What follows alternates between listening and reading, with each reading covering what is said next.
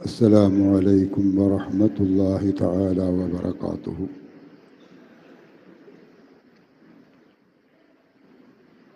الحمد لله والصلاة والسلام على أشرف رسل الله وعلى آله وأصحابه الفائزين برضا الله. أما بعد، فقد قال الله سبحانه وتعالى في محكم التنزيل: وأتموا الحج والعمرة لله. وقال سيدنا محمد صلى الله عليه وسلم: الحج المبرور ليس له جزاء إلا الجنة.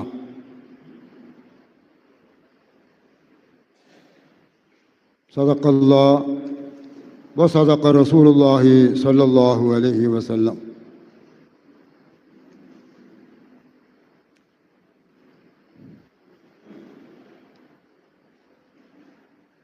சிறப்பான இந்த விழாவினுடைய தலைவர்,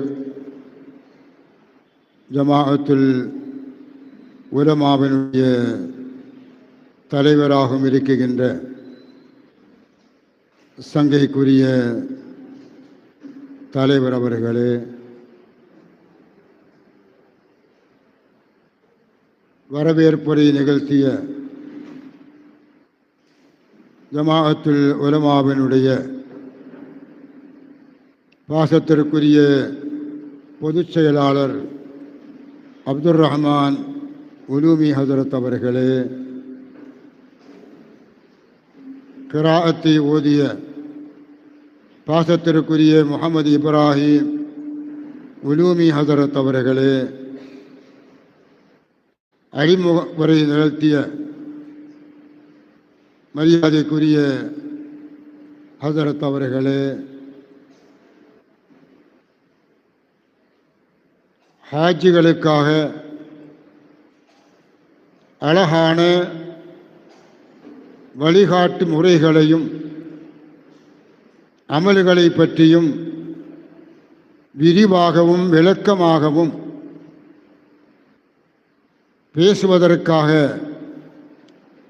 சேலத்திலே இருந்து வருகை தந்து அமர்ந்திருக்கின்ற அன்பிற்கும் பாசத்திற்கும் உரிய அபு தாஹிர் ஃபாசில் பாக்கவி ஹதரத் அவர்களே, மேடையிலே அமர்ந்திருக்கின்ற சங்கைக்குரிய உலமாக்களே, சமூகம் தந்திருக்கின்ற அல்லாஹுவின் விருந்தாளிகளாக இறைவனால் தேர்வு செய்யப்பட்டு அவன் இல்லத்திற்கு அவனுடைய விருந்தாளிகளாக அவனால் அழைக்கப்பட்டு அந்த அழைப்பை எதிர்நோக்கி இருக்கின்ற அல்லாஹ்வின் விருந்தாளிகளான மரியாதைக்குரிய ஹுஜ்ஜாஜுகளை அல்லாஹு சுப்ஹானஹு வ தஆலா இந்த மஜ்லிஸை அவன் கபூல் செய்வானாக. இங்கு பேசப்படுகின்ற கருத்துக்களை எல்லாம் உள்ளத்திலே உள்வாங்கி அதன்படி அமல் செய்வதற்கு அல்லாஹ் தௌஃபீக் செய்வானாக. நான் இது போன்ற நிகழ்வுகளில் கலந்து கொள்ளுகின்ற ஒரு அமைப்பு என்னிடத்தில் இல்லை. இருந்தாலும் அழைத்ததற்காக ஏதோ ஒரு சில கருத்துக்களை சொல்ல விரும்புகின்றேன். எந்த ஒரு துறை எடுத்துக்கொண்டாலும் அந்த துறைகளுடைய செயல்பாடுகளை முறையாக விளக்குவதற்கு அந்த துறையிலே மிகவும் ஈடுபாடு கொண்டவர்கள், பல்வேறு பயிற்சிகளை பெற்றவர்கள், ஹாஜிகளும் முஹத்ததிகளுமாக இருப்பவர்கள். மரியாதைக்குரிய அபு தாஹிர் ஹஜ்ரத் போன்றவர்கள் மேடையில் இருக்கின்றார்கள். ஐயூப் பாக்கிபி ஹஜ்ரத் அவர்களும் இருக்கின்றார்கள். ஹஜ் உம்ராவை பற்றி, மதீனாவினுடைய பயணத்தை பற்றி எல்லாம் தெளிவாக அவர்கள் உங்களுக்கு பேசுவார்கள். அல்லாஹ் தௌஃபீக் செய்வானாக. சங்கைக்குரியவர்களே, ஒரு மனிதனுடைய வாழ்க்கையில் கிடைக்கப்பெறுகின்ற மிக மிக அதனுடைய மதிப்புகளையும் உயர்வுகளையும் சொல்ல முடியாத அளவிற்கு கண்ணியமான ஒரு பயணம் ஹஜ் உம்ராவுக்காக வேண்டி உண்டான பயணம். ஹரமைனி ஷரீஃபைனியை சந்திக்க செல்லுகின்ற பயணம். அந்த பயணத்திற்கு ஈடாக உலகத்திலே எந்த பயணமும் இல்லை. அப்படிப்பட்ட ஒரு சிறந்த ஒரு பயணத்துக்கு தயாராக இருக்கின்ற ஹாஜிகள், சங்கைக்குரிய ஹாஜிகளே, நாம் சிறு வயதிலே இருந்து நம்முடைய பெற்றோர்கள் வீட்டிலே தொழுவார்கள், மஸ்ஜிதுக்கு அழைத்து செல்வார்கள்.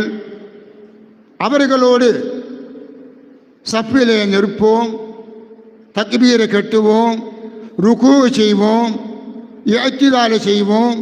இப்படியே அந்த தொழுகையிலேய செயல்பாடுகளை ஓத தெரியுமோ தெரியாதோ, ஆனால் நம்முடைய செயலிலே நாம் கொண்டு வந்தவர்கள். தொழுகையை பற்றி உண்டான ஒரு பயிற்சி நமக்கு கிடைக்குகின்றது. அதே போன்றுதான் நோன்பு. எல்லாமே நம்முடைய வாழ்க்கையினுடைய பயிற்சிகளை நாம் பெற்றிருக்கின்றோம். ஆனால் ஹஜ் உம்ராவை பற்றி உண்டான அந்த பயிற்சிகள் நமக்கு கிடைக்கவில்லை. எவ்வளவுதான் படித்தாலும் அங்கு சென்ற பிறகுதான் அதனுடைய உயர்ந்த நிலைகளையும் அருமையும் நமக்கு புரியும். எவ்வளவு பெரிய மகான்களாக இருந்தாலும் முதலிலே அந்த இடத்திற்கு செல்லுகின்ற போது அவர்களுடைய செயல்களிலே பலவிதமான தடுமாற்றங்கள் ஏற்படும். ஷாஃபிஈ மதுஹபிலே ஒரு முக்கியமான கிதாபு, 3வது வகுப்பிலே ஷாஃபியினுடைய ஃபிக்ஹாக வைக்கப்பட்டிருக்கின்ற உம்தத்து சாலிக் என்ற கிதாபு மிக தெளிவாக மனிதனுடைய அமல்கள் சம்பந்தமாக உதுவிலே இருந்து ஆரம்பித்து எல்லா அமல்களையுமே மிக தெளிவாக விளக்கக்கூடிய ஒரு அற்புதமான கிரந்தம். அதனை கோர்வு செய்த மகான் அவர்கள் ஹஜ்ஜுக்கு சென்றார்கள். ஹஜ்ஜுக்கு சென்று அவர்களுடைய செயல்களிலே ஏதோ சில தடுமாற்றங்கள் ஏற்பட்ட போது அவர் பக்கத்தில் இருக்கின்ற ஒருவர் சொன்னாராம், ஹஜ்ஜுக்கு வருகின்றீர்கள், வருவதற்கு முன் உம்தா என்ற ஒரு கிதாப் இருக்கின்றது, அந்த கிதாபையாவது பார்த்துவிட்டு நீங்கள் அமல் செய்யலாமே என்று எந்த கிதாபை ஏற்றி தந்தார்களோ அந்த மகாணத்தில் சொன்னார்களாம்.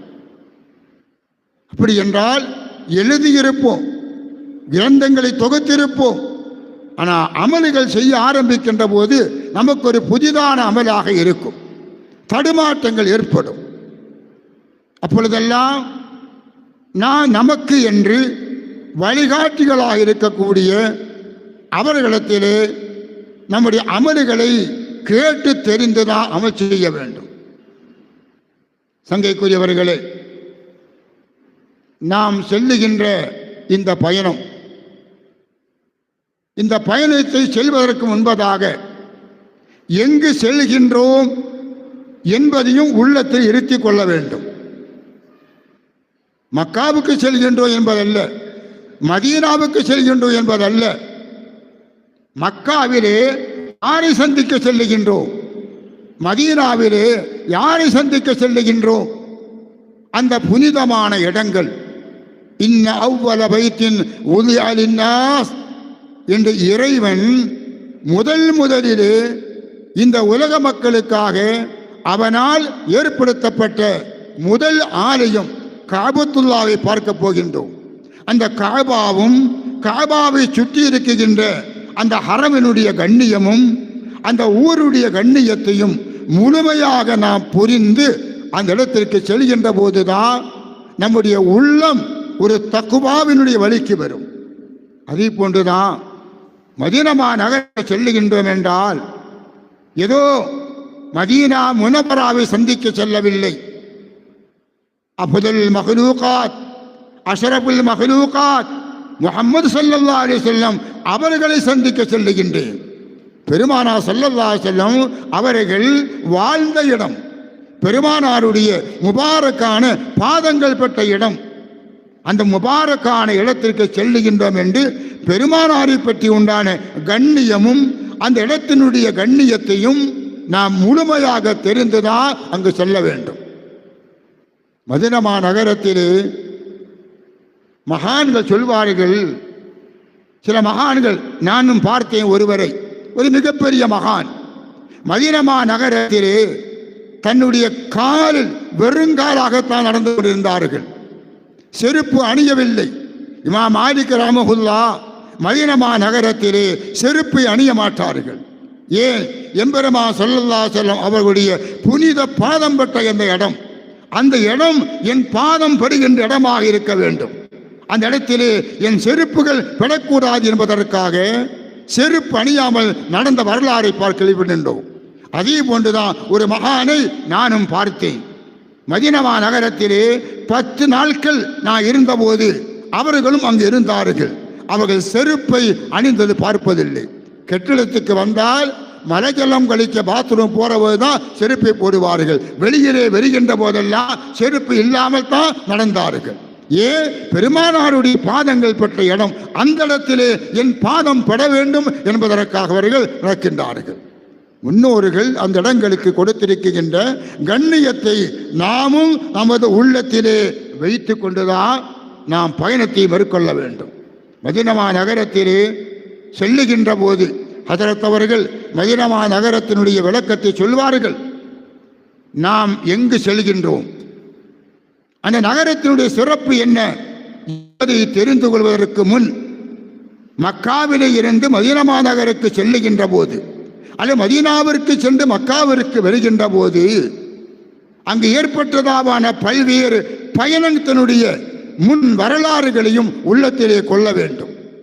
எம்பெருமான் ஸல்லல்லாஹு அலைஹி வஸல்லம் அவர்கள் தன்னுடைய 6வது வயதிலே தன்னுடைய தாய் ஆமினா ரலியல்லாஹு தஆலா அன்ஹா அவர்களோடு மதீனாவிற்கு சென்று தங்களுடைய உறவினர்களை பார்த்து திரும்பி வருகின்ற போது அபவா என்ற இடத்திலே வந்தபோது 6 வயது குழந்தையாக இருக்கின்ற போது அண்ணல் பெருமானார் ஸல்லல்லாஹு அலைஹி வஸல்லம் அவர்களுடைய தாயார் இறந்து விடுகின்றார்கள். பிறப்பதற்கு முன் அவருடைய தகப்பனார் அப்துல்லா ரலியல்லாஹு தஆலா அன்ஹு அவர்களும் வஃபாத்தானார்கள்.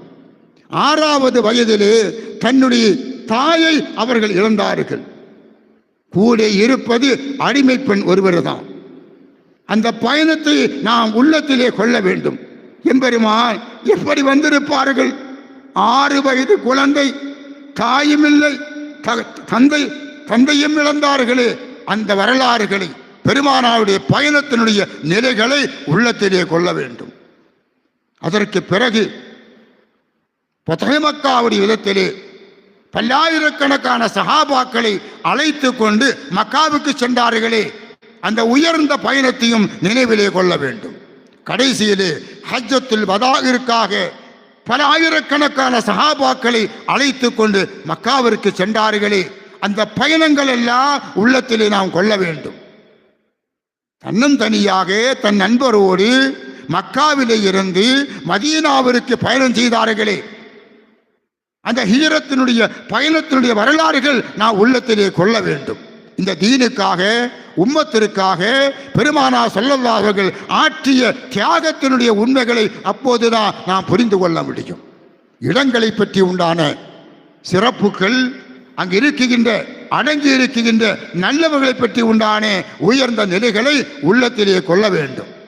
அங்கைக்குரியவர்களே, மரியாதைக்குரிய உலமாக்கள் சொல்வார்கள், எந்த ஒரு அமலாக இருந்தாலும் அந்த அமல் முதலிலே சஹீஹாக வேண்டும், அது முறையாக அமைய வேண்டும். சஹீஹுக்கு பிறகுதான் அது மப்ரூரும் மக்பூலும் என்பது. அல் ஹஜ்ஜுல் மப்ரூர் லைஸ லஹு ஜஸாஉன் இல்லல் ஜன்னah. புகாரி முஸ்லிமிலே பதிவு செய்யப்பட்ட ஹதீஸ் தான். ஒப்புக்கொள்ளப்பட்டதாவான ஹஜ், அந்த ஹஜ்ஜிற்கு சுவனத்தை தவிர வேறு எதுவும் இல்லை என்பதாக சொன்னார்கள் ஸல்லல்லாஹு அலைஹி வஸல்லம் அவர்கள். இப்படி என்றால் செய்யக்கூடிய ஹஜ்ஜு அது மப்ரூராக இறைவனால் அங்கீகரிக்கப்பட்டதாக இருக்க வேண்டும். அங்கீகரிக்கப்படுவதற்கு முன் செய்த அமல்கள் அது சஹீஹாகத்தான் முறையாகத்தான் இருக்கிறதா என்பதையும் புரிந்து கொள்ள வேண்டும். தொழுகைக்கு வருகின்றோம், பாங்கு சொல்லப்பட்டது, தொழுகைக்கு வந்ததுமே வந்து தக்பீர் கட்ட முடியாது. அதற்கு முன் செய்ய வேண்டிய ஷரத்துகள் இருக்கின்றது, கடமைகள் இருக்கின்றது. அந்த கடமைகளை எல்லாம் முழுமையாக செய்து வந்து எப்படி தொழ வேண்டுமோ அப்படி தொழுதால் தான் அதனுடைய பரந்துகள் இருக்கின்றது, சுன்னத்துக்கள் இருக்கின்றது, வாஜிபாத் இருக்கின்றது, ஹராம் இருக்கின்றது, மக்ரூஹாத் இருக்கின்றது. எல்லாவற்றையும் தெரிந்து முறையாக செய்கின்ற போது தான் அந்த ஸலாத்து என்ற தொழுகையும் அங்கீகரிக்கப்படுகின்றது. அதே போன்றுதான் ஹஜ்ஜிற்கு பரந்துகளும் வாஜிபுகளும் ஹராமுகளும் சுன்னத்துகளும் எல்லாமே இருக்கின்றது. அந்த மசாயில்களை சட்டங்களை முறையாக தெரிந்து நாம் அந்த அமலை செய்கின்ற போது அது அங்கீகரிக்கப்படும். அங்கீகரிக்கப்படுவதற்கு முதல் காரணம் நம்மிடத்தில் இருக்கின்ற இஹ்லாஸ் என்பது. நம்மிடத்திலே இஹ்லாஸ் இருக்க வேண்டும். இன்னமா யதகப்பலுல்லாஹ் மினல் முத்தகீன், என்னுடைய எல்லாமே இறைவனுக்காக வேண்டி என்று இஹ்லாஸ் தூய உள்ளம் இருக்க வேண்டும். என்னை மக்கள் போற்ற வேண்டும், ஹாஜி என்று பேரு போட வேண்டும், என்னை ஹாஜியார் என்று சிறப்பித்து சொல்ல வேண்டும் என்பதற்காக அல்ல, என் ரப்புக்காக செய்கின்றேன் என்ற இன்ன ஸலாத்தி வ நுஸ்கி வ மஹ்யாயா வ மமாத்தி லில்லாஹி ரப்பில் ஆலமீன் என்ற அத்தனை செயல்களுமே அல்லாஹ்விற்கு என்று இஹ்லாஸான எண்ணம் இருக்க வேண்டும். அந்த இஹ்லாஸ் இருந்தால்தான் அல்லாஹ்விடத்திலே அது கபூலாக்கப்படுகின்றது. நிபந்தனைகள் எல்லாம் ஒருங்கிணைந்து செய்கின்ற போது சஹீஹாகின்றது.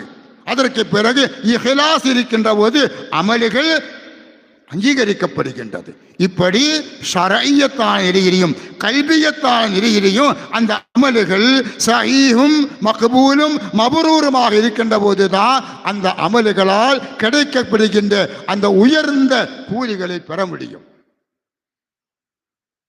சங்கைக்குரியவர்களே, மரியாதைக்குரிய ஃபுகஹாக்கள் தங்களுடைய கிதாபில் எழுதுகின்றார்கள், ஒரு மனிதன் ஹஜ் செய்வதற்கு நாடினால் وَإِذَا أَرَادَ الْحَجَّ أَنْ يَتَعَلَّمَ كَيْفِيَّتَهُ, ஹஜ்ஜினுடைய முறைகளை அவன் நன்கு படித்து கொள்ள வேண்டும். இது ஒவ்வொருத்தருக்கும் பரல ஐனுதான். எங்கூட எனக்கு வழிகாட்டியாக பல காலங்கள் பல நாட்கள் பல்வேறு ஆயிரக்கணக்கான மக்களை அழைத்து சென்று வழிகாட்டியாக செல்லுகின்ற உலமாக்கள் அபு தாஹிர் ஹஸரத் ஐயுவதத்து போன்றவர்கள்லாம் எங்கூட வருகின்றார்கள் என்று பெருமையாக இருக்கலாம், உண்மையிலே வரவேற்கத்தக்கதுதான். ஆனால் நான் செய்கின்ற அமல் எப்படி, அவன் தலை என்ன, பரலா சுன்னத்தா, இது என்ன என்பதை நான் தெரிந்து கொள்ள வேண்டும். வஹாதா ஃபர்லு ஐன், ஒவ்வொருத்தனும் தெரிந்து கொள்ள வேண்டியது. இமாமுக்கு தெரியும் சுஜூதி என்ன, ருக்கு என்ன, கியாமு என்ன என்பது. ஆனால் அவருக்கு மட்டும் தெரிந்தா பத்தாது, பின்னால் தொழக்கூடியவர்களும் நான் செய்கின்ற அந்த அமலுடைய செயல்பாடுகளுடைய தரம் என்ன என்பதை தெரிந்து கொள்ள வேண்டும். காரணம் சொன்னார்கள், இது லா தஸ்திஉல் இபாதா மிம்மன் லா யஅரிஃபுஹா, எந்த வணக்கமும் முறை தெரியாமல் செய்தால் அந்த வணக்கங்கள் அங்கீகரிக்கப்படுவது இல்லை. பரலுகளும் சுன்னத்துகளும் வாஜிபாத்துகளும் ஷரத்துகளும் எல்லாம் தெரிந்து செய்கின்ற போதுதான் அந்த அமல் அங்கீகரிக்கப்படுகின்றது. ஆகவே ஹஜ்ஜுக்கு செல்லக்கூடியவர்கள் ஹஜ்ஜு சம்பந்தமான ஒரு கிதாபை, அது தமிழோ மலையாளமோ உருதோ அரபியோ அது சம்பந்தமான நமக்கு தெரிந்ததாவான ஒரு கிதாபை நம்மோடு கொண்டு செல்வது அது நல்லது. பயணத்திலே முத்தாலகா செய்ய வேண்டும், அதை திரும்பி திரும்பி பார்க்க வேண்டும். ஏன் நம்முடைய அமல்கள் எல்லாம் முறையாக இருக்க வேண்டும் என்பதற்காக. அல்லாஹ் சுப்ஹானஹு வ தஆலா அதற்கு தௌஃபீக் செய்வானாக. தங்கைக்குரியவர்களே, முடித்துக் கொள்கிறேன். இருக்காங்க ஹரம் ஷரீஃப் போற போதே உள்ளத்திலே ஒரு எண்ணம் சொல்லுங்க, என்னுடைய உள்ளத்திலே நல்ல எண்ணத்தை தவிர யாரை பற்றியும் எதை பற்றியும் தவறான எண்ணத்தை கொள்ள மாட்டேன் என்ற ஒரு உறுதிமொழியோடு செய்ய வேண்டும். காரணம், திருக்குர்ஆன் மிக கடுமையாக சொல்கின்றது. வமன் யுரிது ஃபீஹி பிஇல்ஹாதின் பிظுல்மின் நுரிகுஹு மின் அதாபின் அலீம். சூரத்துல் ஹஜ்ஜிலே தான் அல்லாஹு தஆலா 25வது வசனம் சொல்லுகின்றான். இந்த புனிதமான ஷரீஃபிலே ஏதாவது ஒரு தவறான எண்ணங்கள் உள்ளத்தில் ஏற்பட்டால், யாரை பற்றியா இருக்கட்டும், கூட இருப்பவர்களை பற்றியா இருக்கட்டும், ஒரு தவறான ஒரு பாவ உணவு ஏற்பட்டால் அவன் கடுமையாக தண்டிப்பேன் என்பதாக சொல்லுகின்றான். அல்லாஹ் பாதுகாப்பானாக. அந்த இடத்திலே உள்ளத்தை மிக பாதுகாக்க வேண்டும், கண்களை பாதுகாக்க வேண்டும், காதுகளை பாதுகாக்க வேண்டும். இப்படி அந்த இடத்தினுடைய அமலுடைய புனிதமான நிலைகளை எல்லாம் தெரிந்து அமல் செய்யக்கூடிய வாக்கியத்தை அல்லாஹ் உங்களுக்கெல்லாம் தந்தல் புரிவானாக. இங்கு சொன்னார்கள், செயலாளர் அவர்களும் மற்றவர்களும் சொன்னார்கள், துஆ அங்கீகரிக்கப்படுகின்ற இடங்களில் எல்லாம் துஆ செய்ய வேண்டும் என்று. நானும் உங்களிடத்திலே என்னுடைய வசியத்தாகவும் சொல்லுகின்றேன். துஆ அங்கீகரிக்கப்படுகின்ற இடங்கள் என்று 15 இடங்கள் புகஹாக்கள் நமக்கு சொல்லித் தருகின்றார்கள். தவாஃபிலே கேட்கப்படுகின்ற துஆ அங்கீகரிக்கப்படுகின்றது. இந்தல் முல்தஸிமிலே கேட்கப்படுகின்ற துஆ தஹ்தல் மீஸாபுர் ரஹ்மா உங்களுக்கு காட்டித் தருவார்கள். மீஸாபுர் ரஹ்மாவில் கீழே உண்டான துஆ. வபில் பைத்தி காபத்துல்லாவில் கேட்கக்கூடிய துஆ. இந்த ஜம்சமில் கேட்கக்கூடிய துஆ. அல சஃபா வல் மர்வா சஃபா மர்வாவில் கேட்கக்கூடிய துஆ. வஃபி ஸஅய் செய்கின்றோமே அப்போது கேட்கக்கூடிய துஆக்கள். வஹல்ஃபல் மகாமுக்கு பின்னாலே, மகாம் இப்ராஹிமுக்கு பின்னாலே. வஃபி அரஃபாத் வஃபி முஸ்தலிஃபா அரஃபா முஸ்தலிஃபா வஃபி மினா வஇந்தல் ஜம்ராத்தி ஸலாஸா 3 ஜம்ரத்துகள். இதெல்லாம் 15 இடங்கள் துஆ அங்கீகரிக்கப்படுகின்ற இடங்கள். இந்த இடங்களில் எல்லாம் இந்த உலக சமுதாயத்திற்காக, உலக மக்களுக்காக, இஸ்லாமிய சமுதாயத்திற்காக, கோவை நகர மக்களுடைய உயர்விற்காக, அஹ்லு சுன்னாவினுடைய உயர்விற்காக நீங்கள் அத்தனை பேர்களும் துஆ செய்ய வேண்டும் என்று உங்களிடத்திலே நானும் வசியத்தை செய்து கொண்டு, அல்லாஹ் உங்களுடைய பயணத்தை கபூல் செய்வானாக. அல்லாஹ் உங்களுடைய ஹஜ் உமராவை மக்பூலும் மப்ரூருமான ஹஜ் உமராவாக அல்லாஹ் ஆக்கி ஒளிபுரிவானாக. பயணத்தில் ஏற்படக்கூடிய எல்லா சிரமத்திலிருந்தும் அல்லாஹ் உங்களை பாதுகாப்பானாக. எல்லா அமல்களுக்கும் அவ்வப்போது அல்லாஹ் உங்களுக்கு வழிகாட்டியாக இருந்து சிறந்த வழிகாட்டியாக அல்லாஹ் உங்களுக்கு இருப்பானாக. ஆரோக்கியமாக அமல்களை எல்லாம் முடித்து அண்ணல் பெருமானார் ஸல்லல்லாஹு அலைஹி வஸல்லம் அவர்களின் தர்பாருக்கு சென்று புனிதமான ரவுலாவிலே நின்று சொல்வீர்களே, அஸ்ஸலாத்து வஸ்ஸலாமு அலைக்க யா சய்யிதி யா ரசூல் அல்லாஹ் என்று பெருமானாருக்கு சலாம் சொல்லுகின்ற போது எங்களை போன்ற மிஸ்கீன்களும் சொல்லுகின்ற சலவாத்தை சலாமை பெருமானாரின் மீது நீங்கள் எத்தி வைக்க வேண்டும். நீங்கள் சொல்லக்கூடிய அந்த சலாத்திற்கும் சலாமிற்கும் வ அலைக்குமுஸ் ஸலாம் என்று ரஹ்மத்துல் ஆலமீனுடைய அந்த பதிலை பெறக்கூடிய பாக்கியசாலிகளாக அல்லாஹ் ஆக்கி அலுபுரிவானாக. ஆரோக்கியமாக தாயகம் திரும்பி அல் ஹஜ்ஜுல் மப்ரூர் அங்கீகரிக்கப்பட்ட ஹஜ்ஜுக்கு சுபனந்தா என்று சொன்னார்களே, முஃபஸ்ஸிர்கள் விளக்கம் எடுத்தார்கள், முஹத்திஸுகள் சொன்னார்கள். அங்கீகரிக்கப்பட்ட ஹஜ்ஜு எது? ஹஜ்ஜை முடித்து ஊருக்கு வந்ததற்கு பிறகு அவருடைய ஒவ்வொரு அமல்களும் ஹஜ்ஜு ஒப்புக்கொள்ளப்பட்டது என்பதற்குண்டான அடையாளமாக இருக்க வேண்டும். அவரை பார்க்கின்ற போது, அவரிடத்தில் அமல்களை பார்க்கின்ற போது இவருடைய அமல் அங்கீகரிக்கப்பட்டது என்பதற்கு அடையாளமாக அல்லாஹ்வுடைய தீனுடைய சட்டங்களை பேணி முறையாக நடக்கக்கூடிய வாக்கியத்தை அல்லாஹ் தந்தல் புரிவானாக என்று அல்லாஹ்விடத்தில் துஆ செய்து துஆ வசியத்துடன் முடித்துக் கொள்கின்றேன். வஆகிரு தஅவானா அல்ஹம்துலில்லாஹி ரப்பில் ஆலமீன். அஸ்ஸலாமு அலைக்கும் வ ரஹ்மத்துல்லாஹி தஆலா வ பரகாத்துஹு.